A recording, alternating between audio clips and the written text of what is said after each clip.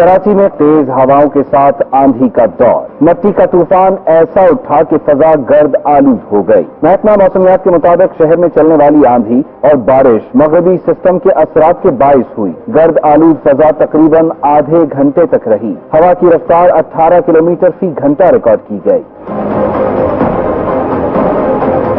موسم کا حال بتانے والوں نے خدشہ ظاہر کیا ہے کہ تیز ہوائیں دوبارہ بھی چل سکتی ہیں۔ تیز ہوائیں شمالی علاقوں کی طرف سے چل سکتی ہیں۔ دوسری لہر میں شہر کے میدانی علاقوں میں ہلکی بارش کا امکان ہے۔ شدید آندھی کے باعث شہر میں مختلف واقعات بھی رپورٹ ہوئے۔ خاتون سمیت 3 افراد زندگی کی بازی ہار گئے، جبکہ 15 افراد زخمی ہوئے۔ دوسری جانب طوفانی ہواؤں کے بعد بیشتر علاقوں میں بجلی غائب ہو گئی۔ صدر، گلستان جوہر، لیاری، اورنگی ٹاؤن، ملید، نیو کراچی، کورنگی اور دیگر علاقوں میں بجلی کی فراہمی معطل ہو گئی۔